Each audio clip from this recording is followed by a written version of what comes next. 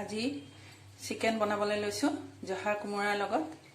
ইয়া চাওক পিঁয়াজ কাটি লৈছোঁ প্ৰথমে, তাৰপিছতে অকণমান তেল সানি লৈছোঁ। তেল দিম এতিয়া, এইখিনি দিলোঁ। হালধি দিছোঁ,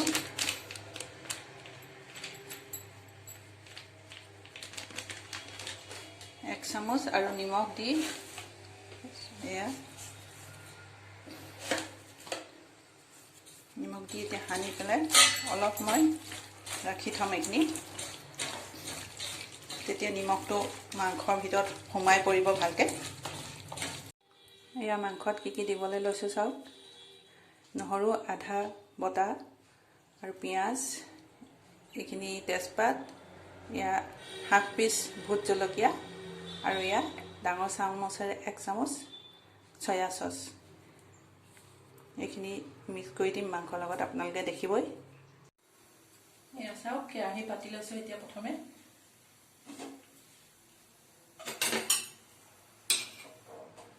এতিয়া দিম নহৰুখিনি আৰু পিঁয়াজ আৰু তেজপাত আৰু জলকীয়া,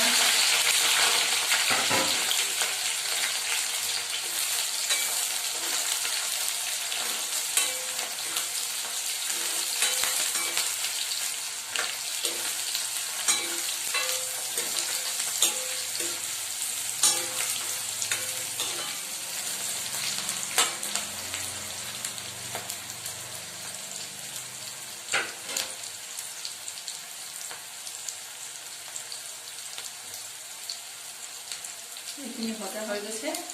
এতিয়া মই মাংসখিনি দি দিছোঁ।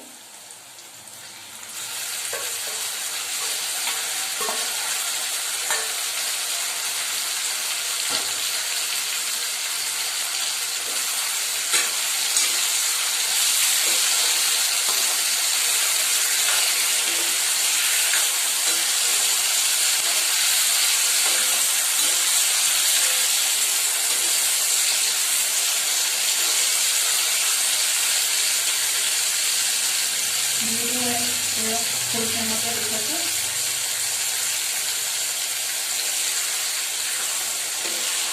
অলপ ৰঙচুৱা হ'ব লাগিব ভাজি ভাজি।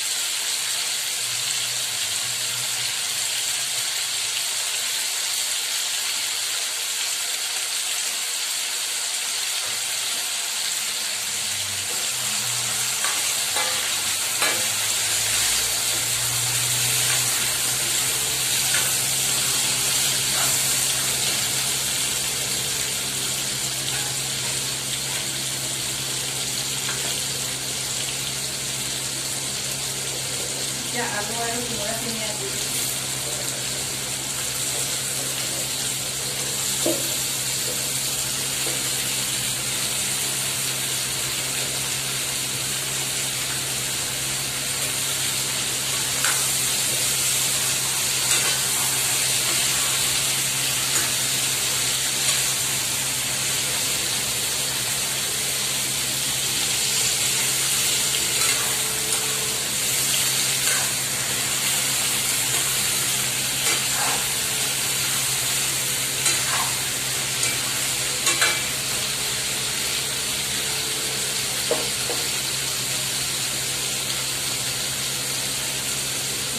কোমোৰাখিনি দি দিব লাগিব।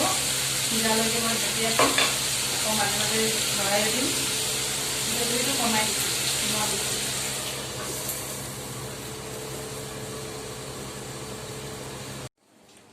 এতিয়া চাওঁচোন মাংসখিনি কি হৈ আছে। এয়া চাওকচোন কিমান ধুনীয়া ৰংটো চেঞ্জ হৈ গৈছে আগতকৈ। এতিয়া মই আৰু চেঞ্জ হ'বলৈ মাংসবোৰ সাধাৰণতে বগা বগা হৈ থাকিলে ভাল নালাগে, সেইকাৰণে চয়া চচ ঢালি দিছোঁ।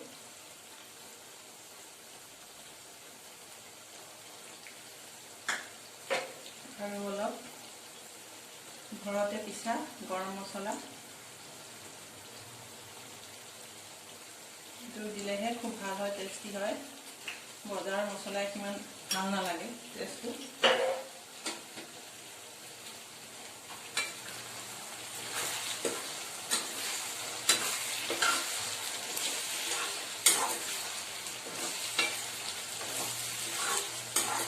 চাওক ইমান ধুনীয়া হৈ গৈছে কালাৰটো। এনেকৈ চয়া চচ দিলে টেষ্টটো ভাল হয়, খাবলৈ সোৱাদ হয়।